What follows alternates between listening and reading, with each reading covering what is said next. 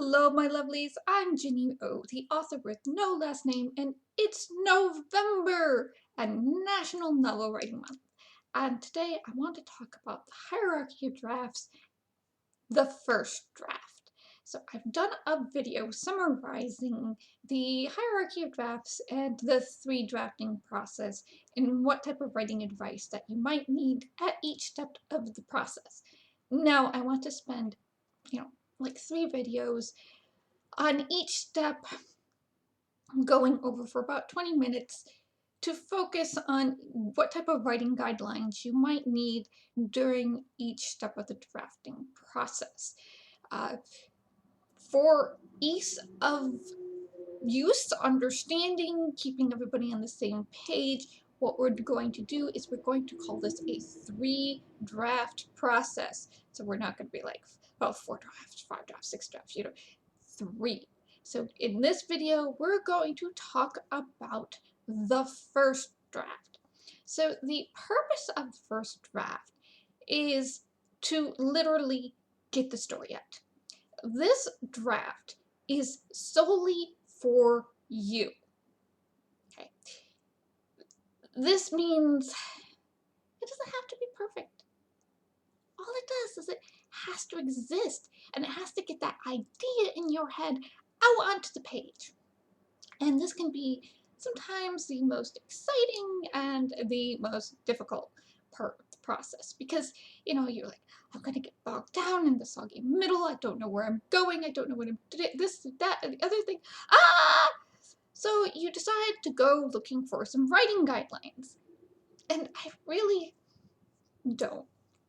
Even though you're here, sitting here going, Ginny, what type of writing guidelines do I need? I really don't recommend going and looking for writing guidelines at this stage, honestly, because I know that out there on the internet and in bookstores, there is a deluge of overwhelming waterfall proportions of writing guidelines. I mean, you can get books from famous authors and not so famous authors. You can find writing advice on Twitter, you can find it on Tumblr, you can find it on Facebook, and you can have all these authors arguing with each other over which writing advice is correct and which one is wrong, and blah, blah, blah, blah, and when you're a newbie author, all this information coming at your face, it's like, oh my god, I don't know what to do, I don't know what's right, I don't know what's wrong. Whew. And you just sit there and you're like, do I write every day? Do I not write every day? Do I write in a notebook? Do I use my computer? What do you do? So at this stage, what I honestly recommend, my guidelines are, you need to find what works for you as an author, okay? Because it's really easy at this stage. When you go looking for all this writing guideline advice, and you're going to come across samples, and you're going to come across, examples, and, little Wordle things, and all sorts of pictures, and gizmos, and gadgets that might not even apply to you. And it's so easy to be like, oh my god, I'm never going to be this good. I am a failure even before I begin. Why am I even bothering to try? So it's imposter syndrome, and you haven't even finished your first draft. Like, how can you be comparing yourself to people who may have been writing for 5, 10, 20, 50 years, and you are just coming to this as a new person, or, maybe this is your second or third try at it, but you're not as experienced as these other writers. So, their processes, what their advice, what they do, every day might not apply to you. You might not even be able to do it. Like, okay, some writers have the luxury of going into their office every morning and tying themselves into their chair with the sash of their bathrobe and being able to write all day. But most people don't have that luxury. We have jobs, because writing doesn't put food on the table, unfortunately. So you have to think of it as you are coming to this and you are bringing your own voice and your own experience and therefore your own way of doing things to the table. Maybe writing every day just sounds exhausting, so don't. Even though that is the purpose of Nano, like it is to get you in that writing habit and to keep you from editing, that is the purpose of Nano. But if, you get to the end of Nano and you're like, oh my god, this is exhausting, I can't do this, 12 months out of the year, you're not supposed to, but that's fine, okay? You've experienced it, you've tried it, you've seen what you can do with it, you've seen, maybe you didn't give yourself a goal of 50,000 words, maybe you just gave yourself a goal of 100 words every single day, so, 3,000 words, 30 days, yeah, like 3,000 words, that's fine, you have to bring your own process to it, okay?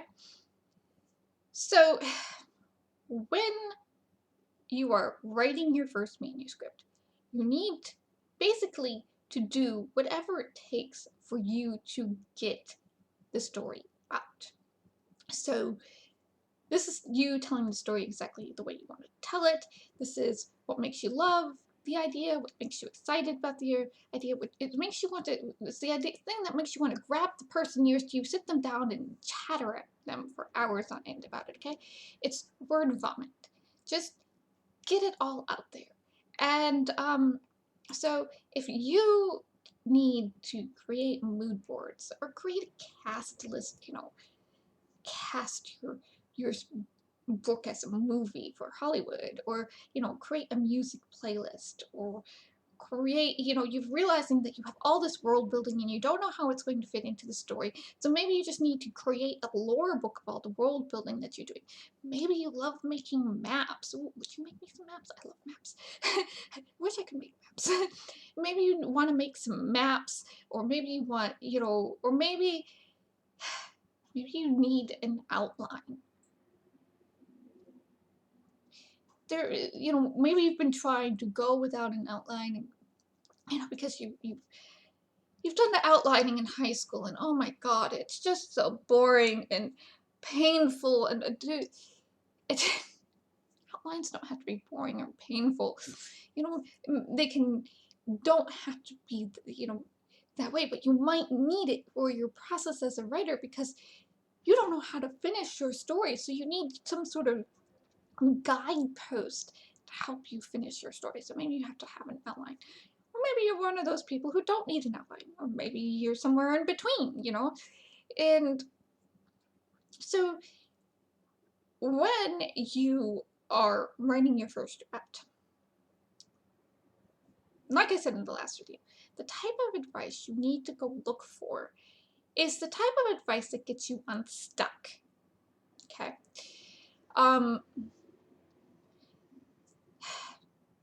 This is not necessarily process advice. This is not the write every day type of stuff or write in a notebook type of stuff. These are the tips and tricks that, manipulate your brain into letting stuff go. And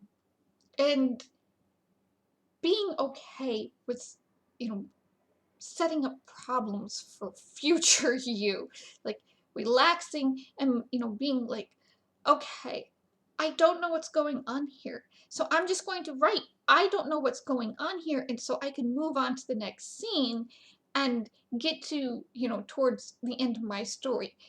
There's no point in trying to punch a hole through a brick wall if it's holding up the entire book and you know what's coming after.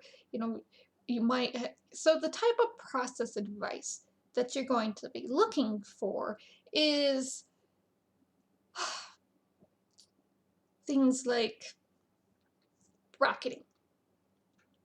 In bracketing, what you do is you choose a set of brackets because you want to be able to control F them later, find them later, and you say, the characters do something clever here. You put that in brackets, and you move on. Maybe you've been trying to write in order. I know I do this all the time. I write in order, and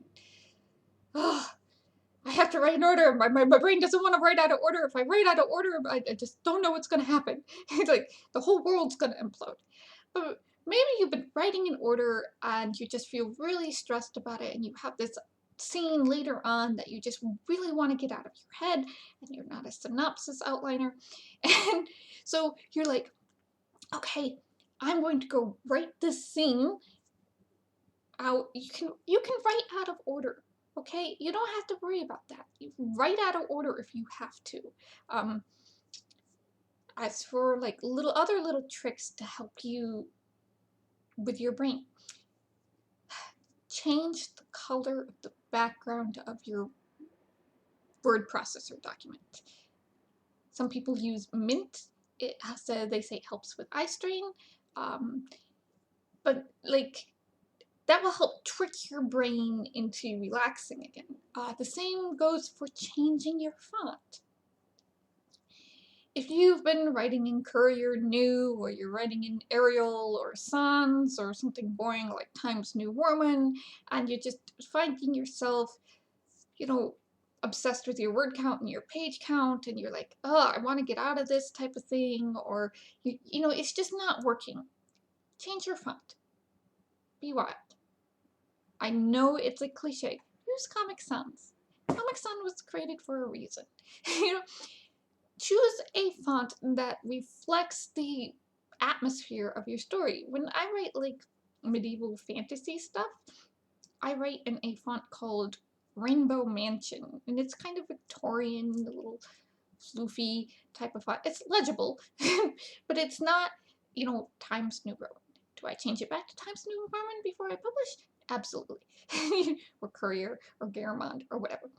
I change it to something that's legible to everyone, and, a font that I won't have to pay a corporation to use. So it's okay to use a font that puts you in the mood of whatever you're writing. Nobody else is going to see this but you and your editor, and unless the editor shares that font, they probably won't see that font either.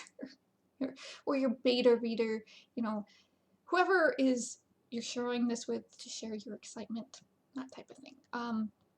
Now, if you're looking for advice about outlines, okay, so just so you know that really boring Roman numerals and alphabetical way you learn to do things in high school during your creative writing courses, that's not the only way to outline. There are hundreds of other, well, not hundreds, but there are other ways to outline that, make sense, that might help you, okay? So I do synopsis outlines. They're paragraphs. I will write summaries of scenes, especially if, I haven't been feeling well, so I've been like in my bed, and I've been like totally in my head about this scene, and I really am like, oh, gotta get this details of the dialogue and stuff down for this scene. And, it helps me edit the scene even more when I do that. But I'll write a paragraph summary, synopsis, complete with dialogue of the scene, what's going on in the scene, and for future me, for reference, this is where I'm going. I'm all the way back here, but this scene is, where I'm going. So you can write paragraph outlines. That's okay. You can just do, you can create your own bullet point system. You can create systems with, colors, and you can do what they call snowflake outlining. So snowflake outlining is you'd have a word or a scene or something, and then you just do kind of thought processes out from it, like you do more words, and this is what could happen next, and so when the more thought bubbles you have and the more lines off of it, the more it looks like a snowflake, or it looks like a cell, or it looks like one of those like little yarn things that on a murder board when you're trying to piece a whole conspiracy together. You could do a murder board outline, especially if you're writing a murder mystery. Go ahead, create a murder board. That's kind of the fun part of it. There are all sorts of ways to outline your stuff. Some writers have to do chapter outlines. Some people use like the movie script plot structure outline. That's fine. You know, if you are an outliner, whatever makes you get the structure of the story out enough that you can get from the beginning to the end and you can see where you're going. Whereas, you know, if you're somebody who likes to grow your characters and you don't want to know the ending, then an outline's not going to help you. An outline will hinder you. So don't go looking for outlining advice, you know. Go looking for more like, you know, how characters act with motivation, you know, this and that motivation type of advice or whatever. And if you're getting stuck, let's say you're getting stuck on your world building. Sometimes it's, you know, you're like, oh, I'm doing this, that, or the other thing, and I really have to know about this, and my brain cannot move forward without, you know, making sure I have this right, and it's gonna be like a 3-line thing, and I'm gonna have to do 2 hours worth of research for it. Go do the research. If your brain is that stuck on it, if it's like that munchy on it, go ahead and do that research for whatever it is, you know, like maybe it might be more than 3 lines. It might, you know, you might end up down the rabbit hole of Wikipedia, you know, and trying to find the first source documents down there at the bottom at the citations. Very important. And, you know, you're in this rabbit hole of research and all of a sudden this whole bunch of new stuff for your story comes in your head, or that's great. That's fine. You know, that's what the first draft is for. It's for exploration. It's for, you know, writing out whatever you need to find out to write the story. For a mystery series I'm writing, the one that I didn't start the culture from scratch, but the one that I'm basing on like the 1950s, like giving it that type of vibe. There are times when I'm writing the story where I'm going, I can't move forward because I need to go find some advertising sheets from the 1950s to find out how much everything costs. Why in the, you know, and you're thinking, well, that doesn't really matter. When you're running a cafe, it really does matter to know how much everything on your price board is going to cost. You know, how much are these outfits that they're wearing technically worth? You know, what is the cost of a dozen eggs and a pound of flour and all that, you know? And yes, you can find some of that stuff online. Like, there will be pages dedicated to how much stuff relatively costs, like the cost of a house and cost of a car, and like you can find advertisements that were pulled that are scanned from like Sears and Roebuck and stuff like that that will show you, you know, what's the cost of a stuffed toy.